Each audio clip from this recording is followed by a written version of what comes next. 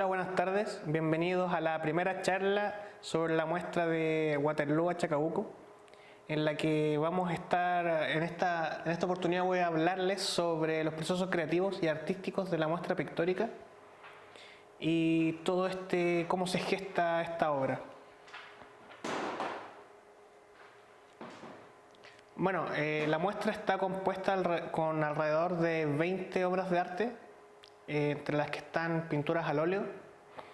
Estas pinturas al óleo yo ocupo un formato que mide 20 por 15 centímetros, un formato bastante pequeño. Estos soportes los construyo yo y consisten en una madera que está embastizada con una tela.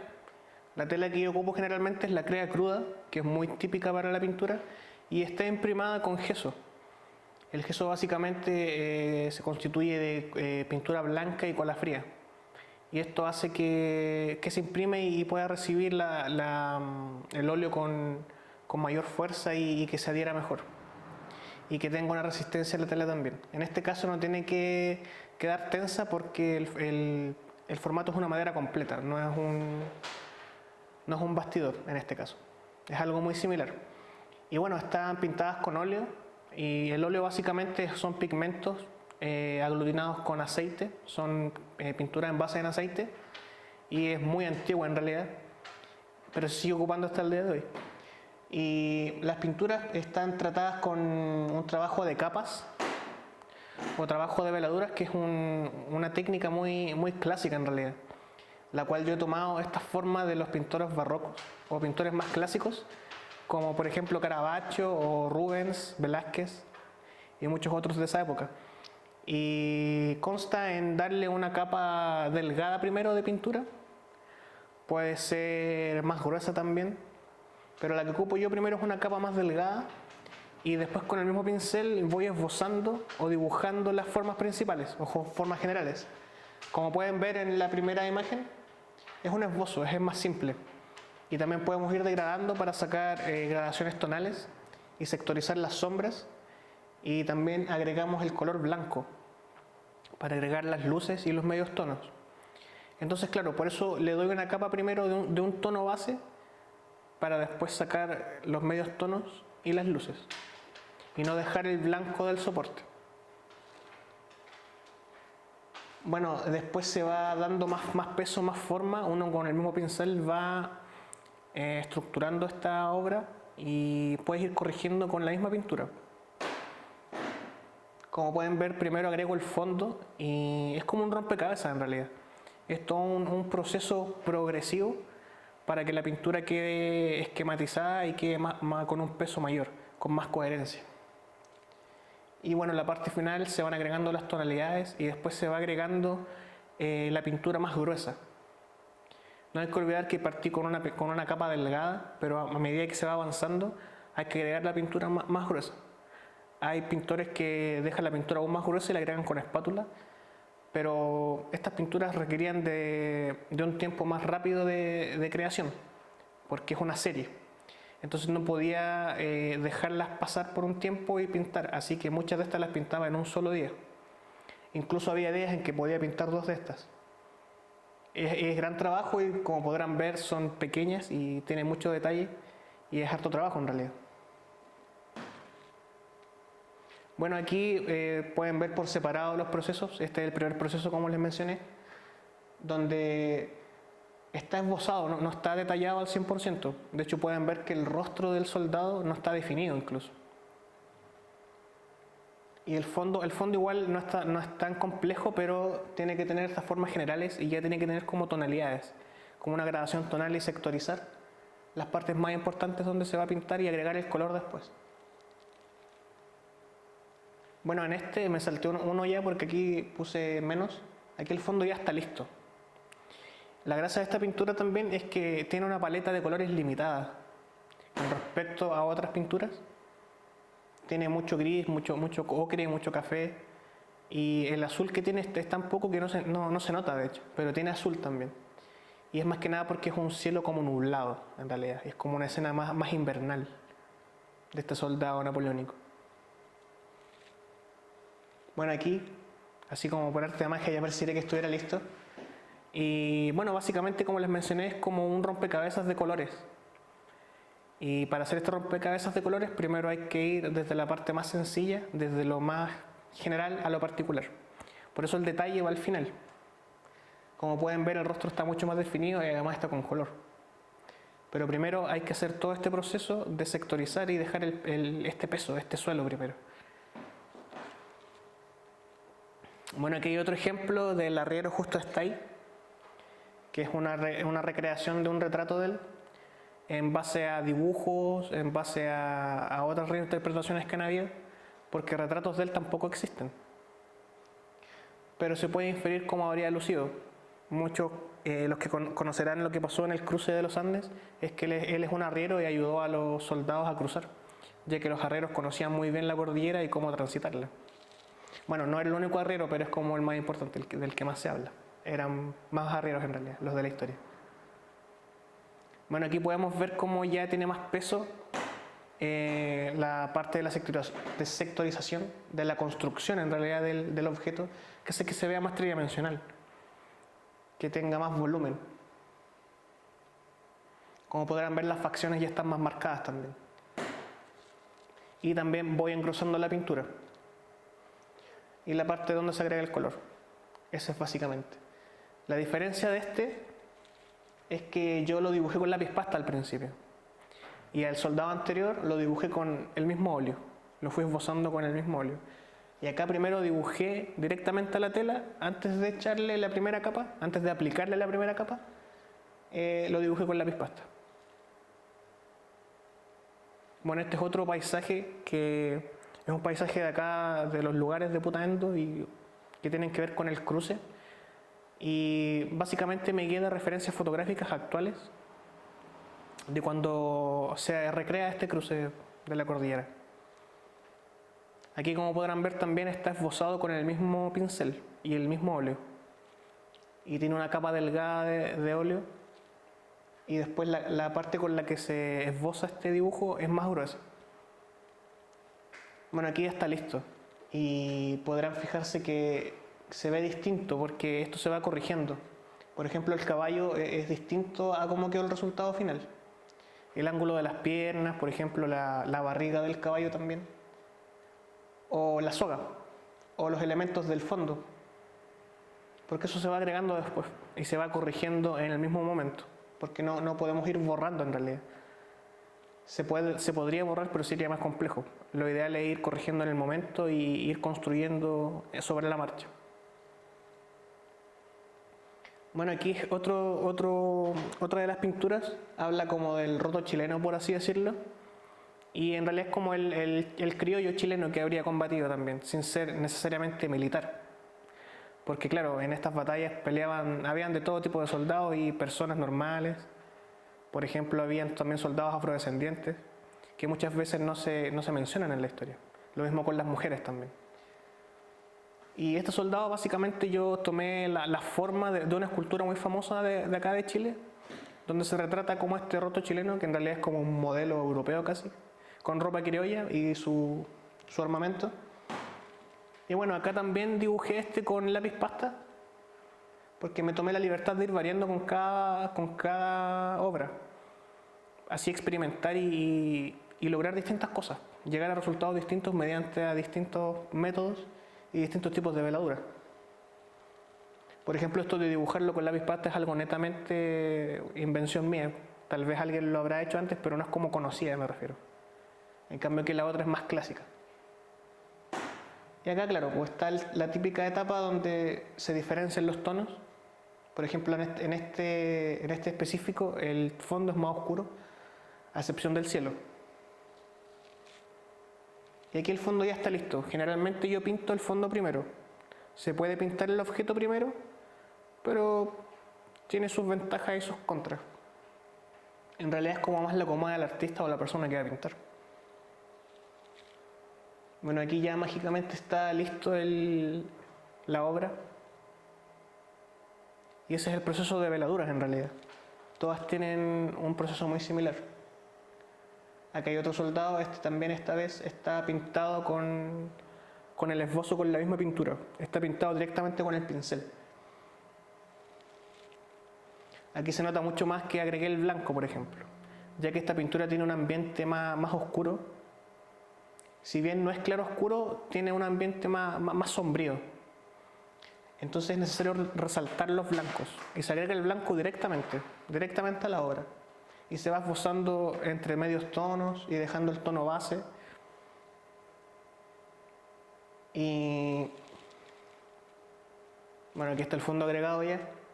Y ahí mágicamente ya se ve listo. Lo que pasa es que hay un momento de la obra en que es difícil tomar el registro completo, porque si no serían muchas más fotos. Entonces yo me encargo de tomar el registro de las partes más importantes. Yo generalmente suelo tomar registro de todos mis trabajos, porque es muy importante no solamente para este tipo de muestras, sino que muchos artistas les van a comentar lo mismo que les voy a comentar ahora. Muchas veces el proceso es más rico y más fructífero, más entretenido que el resultado final. Muchas veces el proceso te da más satisfacción que la pintura misma cuando ya está lista. Y ver este avance produce eso. Entonces yo siempre me preocupo de tomar registro, pero tampoco es un registro tan largo, pero lo suficiente como para que se entienda la progresión del trabajo.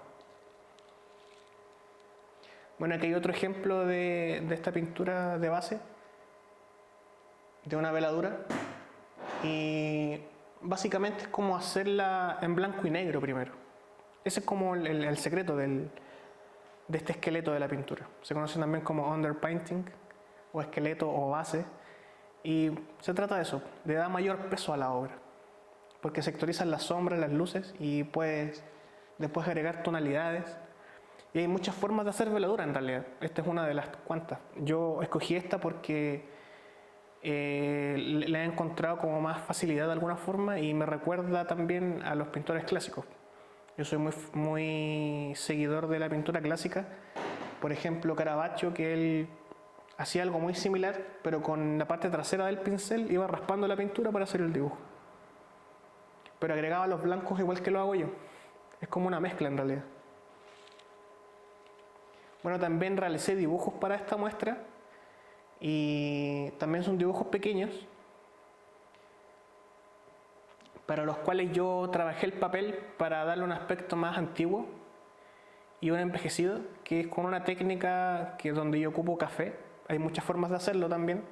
Puedes arrugar un poco el papel también y bañarlo con un pincel y café diluido.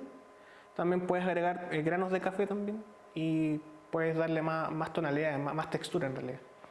Y el dibujo en sí está hecho con lápiz pasta. Trabajo mucho con lápiz pasta y es un gesto más personal en realidad. El lápiz pasta te da mucha versatilidad y no mancha como el carbón, por ejemplo.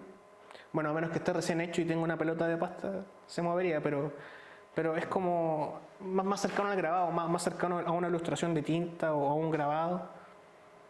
Y puede rescatar muchos tonos en realidad con el lápiz pasta. Y ocupo mucho lo que es el achurado, que es una técnica muy clásica también. Y bueno, la intención de hacerlo envejecido era para que tuviera esta intención de algo como más antiguo, que evocara a una colección, a un bestiario, como el gabinete de curiosidades que generalmente trabajo yo, porque la obra es de un tema específico, pero el artista siempre le da su intención. Y me basé en objetos basados en la guerra, entre sables, espadas, y también retraté personajes y escenas similares a la de las pinturas también, que complementa la obra completa. Bueno, algo muy importante también en la obra es la composición. Todas las pinturas tienen una composición, absolutamente todas. Tal vez no todos los artistas estructuran la composición, pero inconscientemente todas tienen composición. Otras están mucho más elaboradas. Por ejemplo, la primera tiene un punto de fuga y tiene estructura, tiene arquitectura de fondo. Y los personajes están dispuestos al centro. Y es casi a la mitad, de hecho, se pueden calcular las líneas de referencia ahí que están. Está dividido en dos partes del cuadro, el primero, que es un cuadro muy antiguo de hecho. Y bueno, Caravaggio, que es uno de mis pintores favoritos también, está en esta clásica escena de un santo siendo visitado por un ángel, que con este clásico escorzo, bueno, son pinturas enormes en realidad. No son como las pinturas de esta muestra, son más grandes que incluso la pizarra. Bueno, esa pintura está en una iglesia en Italia. Como dato, la pintura del medio también es muy clásica y las tres pinturas tienen configuraciones distintas. Bueno, esta es la más clásica, que es la configuración áurea, que tal vez la hayan visto en algún momento. Y bueno, deriva de la matemática y claro, la pintura y la configuración de la obra tiene mucho que ver con la matemática. Tal vez no tanto con los números, pero sí con la proporción más que nada. Y bueno, la configuración áurea o proporción áurea más que nada te indica dónde guiar tu atención. Va a poner este elemento, porque todos miran el rostro de la Mona Lisa, que es esta pintura tan famosa que muchos conocemos. Y bueno, la configuración áurea se aplica no solo a lo que es la pintura, se aplica a la fotografía, se aplica al cine, se aplica a la arquitectura en sí también.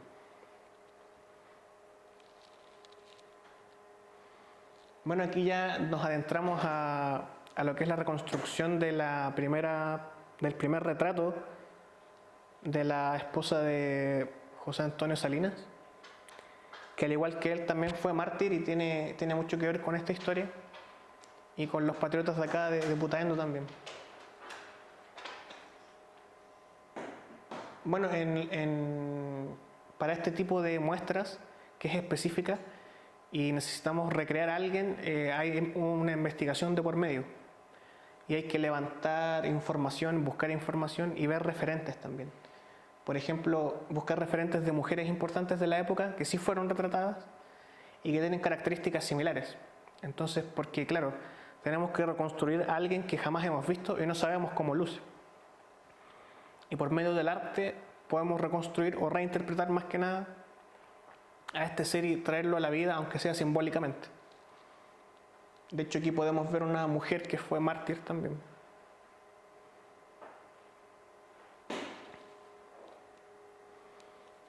Bueno, aquí está parte del proceso de este retrato, que es único, es el primero que existe. Y bueno, volviendo a lo que es la veladura, aquí se puede ver el proceso, o parte del proceso en realidad, donde el fondo ya está pintado.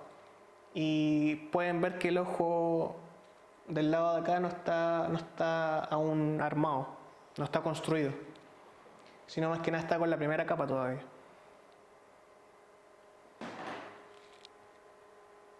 Ahí hay otra toma más de cerca.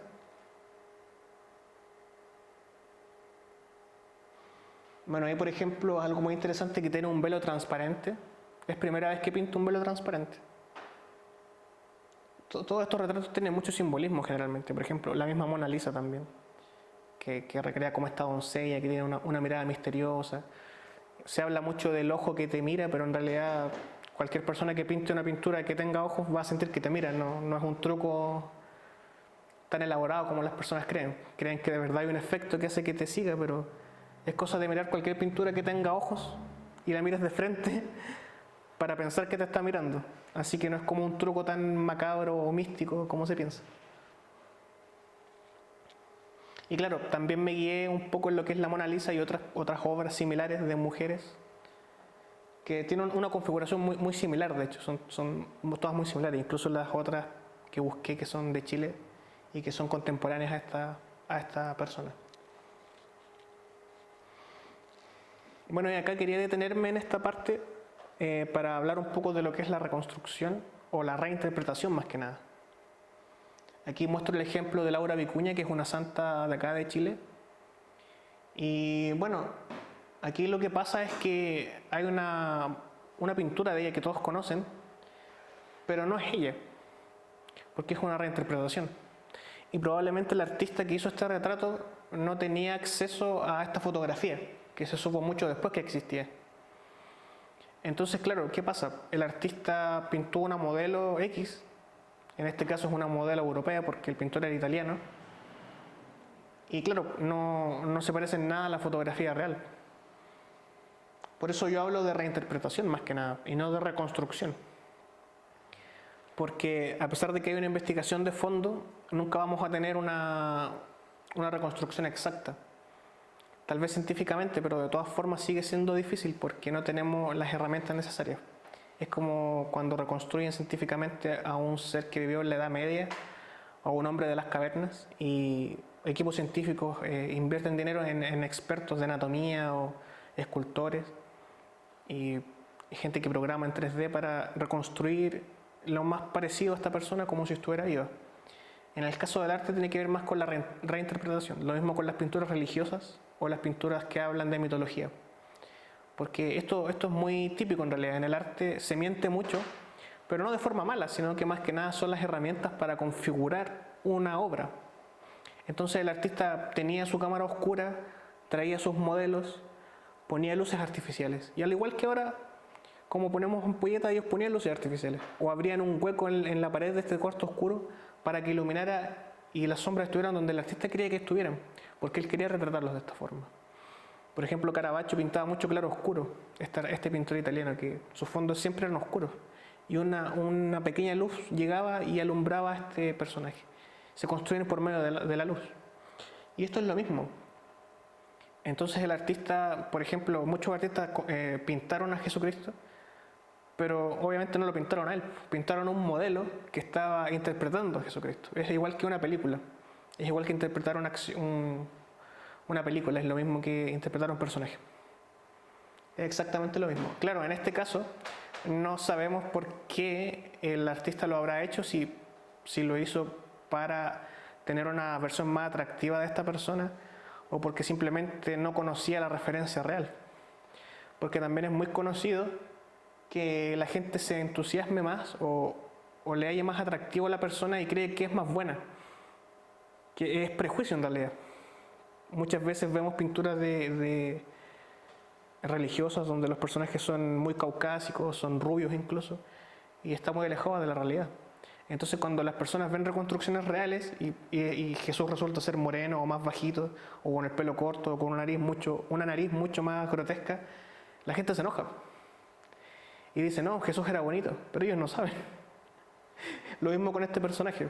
Entonces ya se sabe hace mucho tiempo sobre esta imagen real, pero no la han cambiado, hasta el día de hoy la siguen ocupando.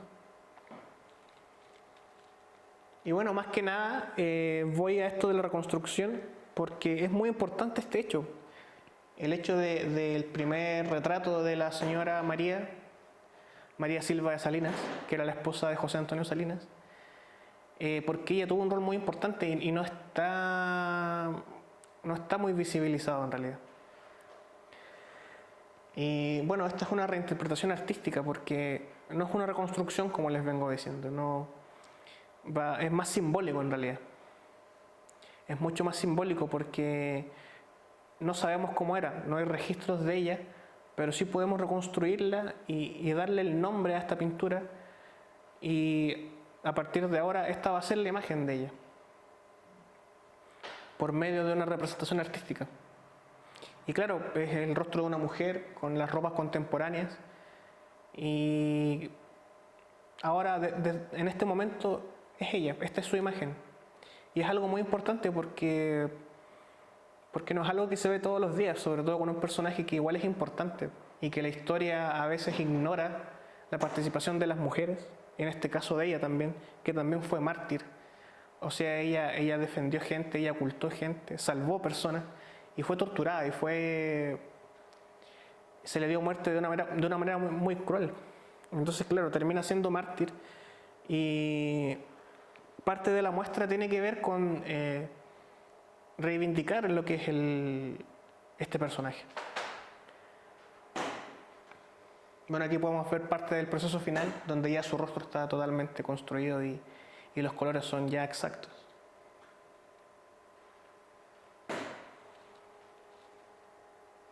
Bueno, para terminar quería dejarle esta pequeña reflexión que es parte de mi examen, es el fragmento del fragmento.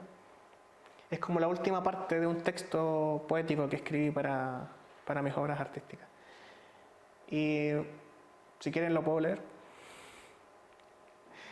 Bueno, dice: cuando el polvo y el humo del campo se disipen, será el momento que se abra paso a una nueva forma de vida, que se construirá sobre nuestros huesos y los más grandes horrores del pasado.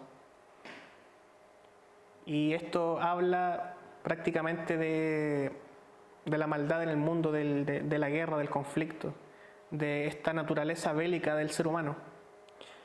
Porque claro, las batallas nos pueden parecer interesantes y a veces, dependiendo de la nacionalidad o del patriotismo de cada persona, engrandecen las batallas o a los héroes, cuando en realidad son actos, son consecuencias. Por ejemplo, se estaba luchando por libertad de alguna forma, para librarse del yugo español de alguna forma. Y claro, pues esta historia es muy interesante de cómo los soldados cruzaron la cordillera y cómo soldados napoleónicos vinieron también a luchar acá. Y más que nada el mensaje que quiero darle es de que hay esperanza después de algo tan terrible como una guerra, porque las guerras no siempre engrandecen a la gente. No sé si la gente se siente orgullosa de las batallas, si son interesantes, es verdad. Pero más que nada, este mensaje que dejo al final es para dar esta sensación de que hay algo más después, de que hay algo mejor, aunque haya habido algo terrible detrás de esto. Eso.